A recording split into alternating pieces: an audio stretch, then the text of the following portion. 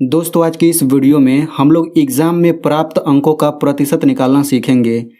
और इस वीडियो में हम लोग ये भी जानेंगे कि जो स्कूल या फिर कोचिंग में जो छोटा मोटा टेस्ट होता रहता है तो उसमें जो प्राप्त अंक होता है उसका भी हम लोग प्रतिशत निकालना सीखेंगे।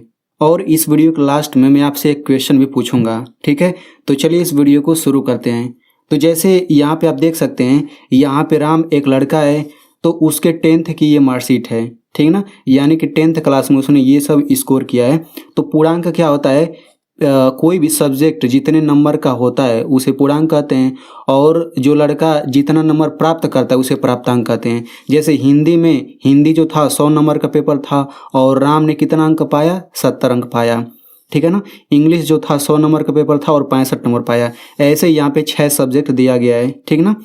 तो ये सब पूर्णांक है 100, ये सब प्राप्तांक है। तो हम क्या करेंगे, ये पूर्णांक हो गया 600 और प्राप्तांक हो गया 432। यानी कि हम पूरा टोटल करेंगे अगर, तो राम क्या बताएगा, राम ये बताएगा कि उसके 10th में 600 में से 432 नंबर पाया। तो ये तो हो गया एग्जैक्ट नंबर अभी बता रहा है ना, इसको परसेंट में बताना है, ठीक है। तो इसका परसेंट निकालने के लिए हम लोग क्या करेंगे, सिंपल, ये जो 600 है इसको हम लोग नीचे लिखेंगे, फिर यहाँ पे बटा लगा के ऊपर ये 432 लिखेंगे।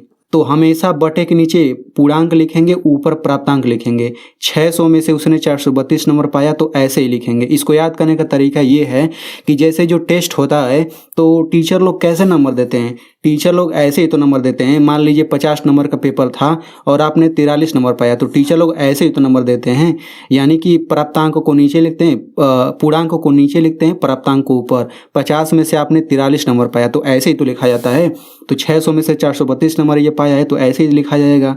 अब इतना लिखने के बाद हमें क्या करना रहेगा, इसमें 100 का गुणा कर देना रहेगा, बस। अब इसको हम लोग काट के हल कर लेते हैं, वही हमारा आंसर हो जाएगा। तो इसको काटने का तरीका क्या होता है, मेरी बातों को ध्यान से सुनिएगा। यहाँ पे जो 100 का गुणा किया जाता है इसको हम लोग ऊपर ही मानते हैं, यानी कि 100 का हम लोग ऊपर ही गुणा करते हैं, एक तरह से ये समझिए, ठीक ना। तो काटने का नियम क्या होता है कि हम लोग नीचे वाली और ऊपर वाली संख्याओं को ही हम बस काट सकते हैं। तो देखिए 600 नीचे, ये 100 ऊपर ही माना जाएगा क्योंकि ऊपर ही गुणा करना है इसका।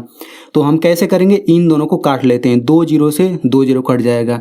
तो नीचे 6 बचा, ऊपर 1 बचा। अब इसका ऊपर गुणा कर लेते हैं, तो 432 का 1 में गुणा करेंगे, 432 आ गया, फिर बटा, नीचे 6 है तो 6 लिखिए। अब आपको ये काटना नहीं आता है तो ऐसे ही छोड़ दीजिए, बस आप 6 से 432 में भाग कर दीजिए। 6 से 432 में भाग तो कितनी बार जाएगा, 6 6 36, 6 7 42 और 8 बार में अधिक हो जाएगा। 3 में से 2 घटेगा, 1 आ गया। ये आगे वाला उतार लेते हैं, 6 दूनी 12। तो आप देख सकते हैं यहाँ पे शेषफल 0 हो गया, यानी कि भाग खत्म हो गया। तो यही वाला चीज़ हम यहाँ पे नीचे लिख देते हैं और यहाँ पे परसेंट लगा देंगे। यानी कि अब राम बोल सकता है कि राम ने 10th में 72% स्कोर किया था।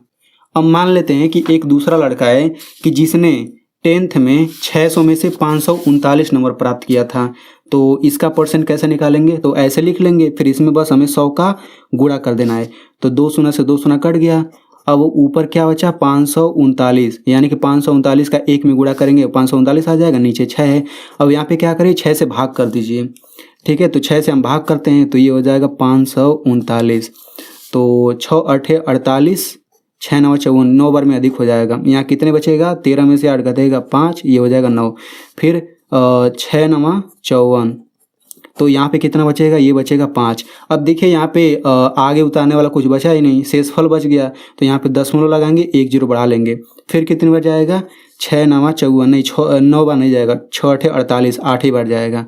अब यहाँ पे 2 बचा, फिर देखिए आगे उतारने वाला कुछ नहीं बचा, तो दशमलव लगा चुके हैं तो यहाँ पे 1 जीरो बढ़ा सकते हैं। तो ये हो जाएगा 6 3 18। तो देखिए जब भी आप यहाँ पे भाग लगाएंगे तो 2 कंडीशन हो सकता है। पहला कंडीशन ये हो सकता है कि वो पूरा कट जाए, यानी कि यहाँ पे नीचे 0 आ जाए। दूसरा कंडीशन हो सकता है कि दशमलव के बाद आगे बढ़ता ही चला जाए। तो आपको क्या करना है, सिंपल सी मेरी बातों को ध्यान से सुनिए। जब नहीं कटता है तो दशमलव के बाद केवल 2 ही अंक तक भाग ले जाते हैं, बस। तो देखिए दशमलव के बाद मैंने 1 2 अंक तक ले गया, हम चाहें तो इसके आगे भी बढ़ा सकते हैं, लेकिन बस 2 ही अंक तक ले जाना है, इसी को आंसर बोल देना है। तो ये हो जाएगा 89.83%। तो ये आंसर हो जाएगा। अब यहाँ पे एक और मार्कशीट देख लेते हैं। तो यहाँ पे देखिए एक दूसरा लड़का है श्याम, और इसने 12th है, उसके 12th का ये मार्कशीट है। तो यहाँ पे आप देख सकते हैं यहाँ पे 5 है सब्जेक्ट है, कितना भी सब्जेक्ट रहे। तो उसने देखिए हिंदी में 100 में से 75 अंक प्राप्त किया है, इंग्लिश में 100 में से 86, ऐसे करके पूरा दिया गया है। यानी कि जोड़ेंगे तो ये 500 होगा, ये 396 होगा। यानी कि उसने 12th में 500 में से 396 अंक प्राप्त किया था।